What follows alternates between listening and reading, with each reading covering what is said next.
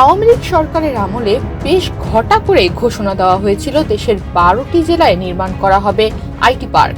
জেলাগুলো হচ্ছে খুলনা, বরিশাল, রংপুর, নাটোর, চট্টগ্রাম, কুমিল্লা, কক্সবাজার, ময়মনসিংহ, জামালপুর, গোপালগঞ্জ, ঢাকা ও সিলেট। এ নিয়ে প্রায় 2000 কোটি টাকার প্রকল্প তৈরি করা হয়। প্রকল্পের নাম দেওয়া হয় হাইটেক পার্ক স্থাপন।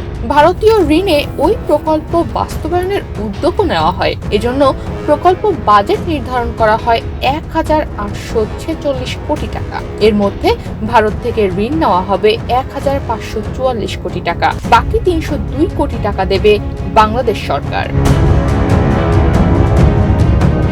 জানা যায় 2017 সালের 25 এপ্রিল একনেক থেকে প্রকল্পের বাজেট অনুমোদন করা হলেও কাজ শুরু করা হয় 2022 সালের নভেম্বর থেকে। Double million offer Walton fridge কিনে পেতে পারেন 20 লক্ষ টাকা, রয়েছে কোটি কোটি টাকার নিশ্চিত উপহার। সবকিছু ঠিকঠাকই ছিল, কিন্তু গত 5 আগস্ট দেশের পট পরিবর্তনের পর পাল্টে গেছে ওই প্রকল্পের চিত্র। প্রকল্পের কাজ এগিয়ে নিতে বর্তমানে কোনো অর্থ ছাড় করছে না ভারত। এ কারণে পুরো প্রকল্পের কাজ বন্ধ রয়েছে। এরই মধ্যে 4 জেলাকে বাদ দেওয়ার নীতিগত সিদ্ধান্ত নেওয়া হয়েছে। সম্প্রতি সচিবের সভাপতিত্বে অনুষ্ঠিত এক বৈঠকে ওই প্রকল্পে ভারত থেকে ঋণের পরিমাণ কমানোর সিদ্ধান্ত নেওয়া হয়। তারই আলোকে প্রকল্প প্রস্তাব থেকে 4 জেলাকে বাদ দেওয়ার নীতিগত সিদ্ধান্ত নেওয়া হয়েছে। বাদ পড়া ওই জেলাগুলো হচ্ছে কুমিল্লা, চট্টগ্রাম, কক্সবাজার ও সিলেট।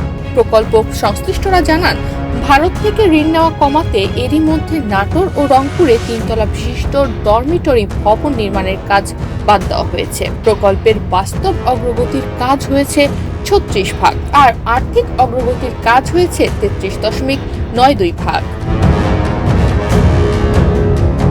ঋণের শর্ত অনুযায়ী প্রকল্পের কাজ করছে ভারতীয় ঠিকাদার প্রতিষ্ঠান লারসেন অ্যান্ড টুব্রো।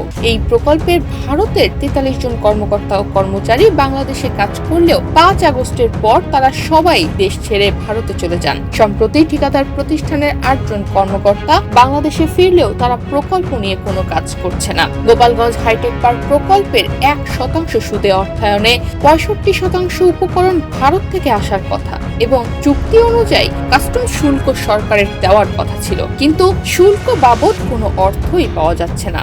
এ কারণে পুরো প্রকল্পের কাজ বন্ধ রয়েছে। অবস্থা যে পর্যায়ে দাঁড়িয়েছে তাতে কূটনৈতিক পদক্ষেপ ছাড়া ওই প্রকল্প আলোর মুখ দেখবে না। তনিমা রহমান, বাংলাদেশ প্রতিদিন।